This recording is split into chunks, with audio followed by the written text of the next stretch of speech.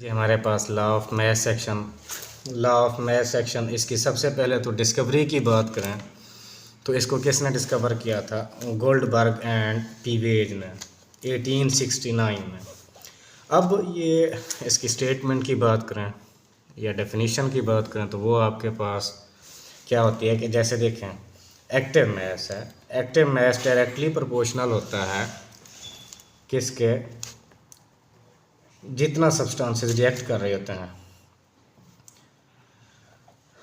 Rate at which substances react, eight which substances react,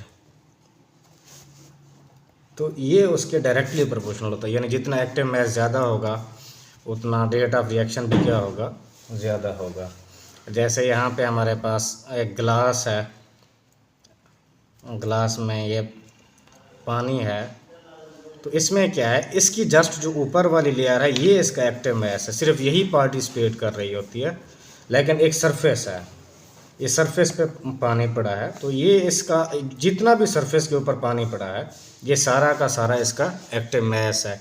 basically active math क्या होता है कि जितना मैथ पार्टिसिपेट कर रहा होता है केमिकल रिएक्शन में। अब ये देखें इसका एक्टिव मैथ ज़्यादा है तो इसका रेट ऑफ रिएक्शन भी क्या होगा? ज़्यादा। तो इसकी डेफिनेशन क्या होती है? Rate at which substances react is directly proportional to its active mass and the rate of reaction is directly proportional to the product of active masses of the reacting substances. अब active mass हमारे पास क्या होता है कि जैसे हम इसको किस में लिखते हैं? मोलर कंसंट्रेशन में या स्क्वायर ब्रैकेट में, और इसका यूनिट हमारे पास क्या होता है? मोल पर क्यूबिक डेसीमीटर। अगर इसकी डेफिनेशन की बात करें, अगर इसकी डेफिनेशन की, mass of a reactant which actually take part in a chemical reaction is considered as molar concentration in units of mole per cubic decimeter expressed as square bracket। अब इसकी डेरिवेशन की बात करते हैं फॉर जनरल इक्वेशन। अब देखें ये हमारे पास जैसे है, ये एक इक्वेशन है। अब इसमें देखें हमारे पास क्या है, ये इसका कोएफिशिएंट है, या आप नंबर ऑफ मोल्स की बात करें तो अब देखें ये डबल एरो का क्या मतलब होता है? ये जो ऊपर वाला एरो है ये फॉरवर्ड रिएक्शन के लिए होता है, और ये जो नीचे एरो है ये किसको शो करता है? रिवर्स रिएक्शन को। इसका मतलब ये आपके पास क्या है? फॉरवर्ड डायरेक्शन में जा रहे हैं, और ये आपके पास रिवर्स डायरेक्शन में आएंगे। तो जैसे हम फॉरवर्ड रिएक्शन के लिए इसको लिखते हैं, हमारे पास क्या है जी कि RF rate of forward reaction किसके डायरेक्टली प्रोपोर्शनल होता है? ये आपके पास इनके। अब ये इसका कोएफिशिएंट यानी कि ये आप में ए बी आपके पास क्या है? ये ए एंड बी रिएक्टेंट है, और ये इसके नंबर ऑफ मोल्स कह लें या कोएफिशिएंट कह लें कि rate of RF directly proportional to A, उसका कोएफिशिएंट ए ये आपके पास, और बी इसका कोएफिशिएंट बी। अब ये हम क्या करेंगे? डायरेक्टली प्रोपोर्शनल का साइन हटाते हैं, तो उसकी जगह आपके पास क्या आ जाएगा? इक्वल लगाएंगे। अब इक्वल जब लगाएंगे तो इसके साथ इसका क्या आ जाएगा? प्रोपोर्शनैलिटी कांस्टेंट KF, साथ में ये आपके पास A B। इसी तरह रिवर्स रिएक्शन, ये आपके पास रिवर्स रिएक्शन इसके डायरेक्टली प्रोपोर्शनल है कि रेट ऑफ रिवर्स रिएक्शन आपके पास डायरेक्टली प्रोपोर्शनल C, उसके नंबर ऑफ मोल C या कोएफिशिएंट।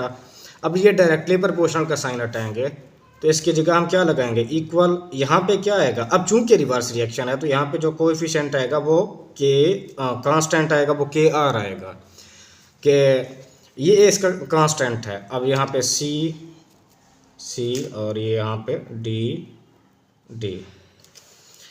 अब हम क्या कहते हैं कि rate of forward reaction becomes equal to the rate of reverse reaction. अब रेट ऑफ फॉरवर्ड रिएक्शन आपके पास क्या है जी? RF किसके इक्वल है? KF, यहाँ पे KF A B, और RR किसके इक्वल है जी? KR C into D, KR C D। अब यहाँ पे देखें, अब ये KR इधर आके क्या हो जाएगा? डिवाइड, यानी KF हमारे पास KF, ये KR यहाँ पे मल्टीप्लाई हो रहा है, दूसरी साइड पर आके क्या हो जाएगा? डिवाइड। अब ये सी डी इधर ही रहेगा, डी, और यहाँ पे ये देखें ए बी, यहाँ पे क्या हो रहा है, मल्टीप्लाई, इधर आके क्या हो जाएगा, डिवाइड, ए बी। अब देखें के एफ ओवर के आर आपके पास किसके इक्वल होता है, के सी के। अब यहाँ पे K C, C C, D D over A B.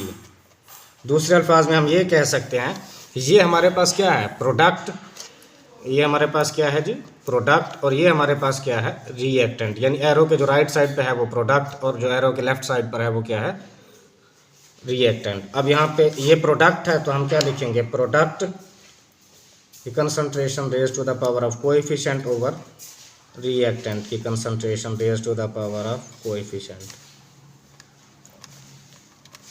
तो K C is equal to product की कंसंट्रेशन ओवर रिएक्टेंट की कंसंट्रेशन।